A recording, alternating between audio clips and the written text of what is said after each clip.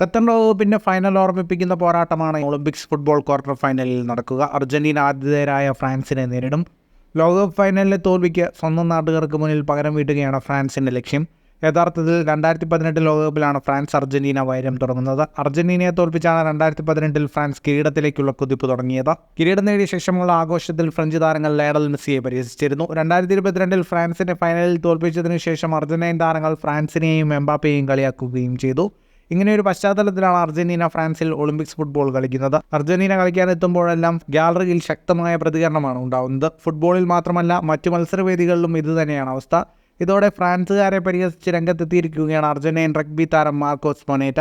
ഫ്രഞ്ചുകാർക്ക് അർജന്റീനയെ പേടിയാണെന്നും ഇതുകൊണ്ടാണ് കൂവി തോൽപ്പിക്കാൻ ശ്രമിക്കുന്നതെന്നുമാണ് മൊനേറ്റയുടെ പരിഹാസം. ഖത്തറിൽ മെസ്സി അവരെ വേദനിപ്പിച്ചു. അവർക്ക് ഇതുവരെ ആ വേദന മാറിയിട്ടില്ല. അവർക്ക് ഇപ്പോഴും ഞങ്ങളെ പേടിയാണ്. ഇതുകൊണ്ടാണ് അർജന്റീനയെ അവർ ഗ്രൗണ്ടിൽ കൂവി തോൽപ്പിക്കാൻ ശ്രമിക്കുന്നതെന്നും മൊനേറ്റ പറഞ്ഞു. ഫുട്ബോൾ ലോകത്തെ കൂടുതൽ വാർത്തകൾക്കും വിശേഷങ്ങൾക്കുമായി സ്പോർട്സ് കഫേ പോൾ തന്നെ സബ്സ്ക്രൈബ് ചെയ്യുക.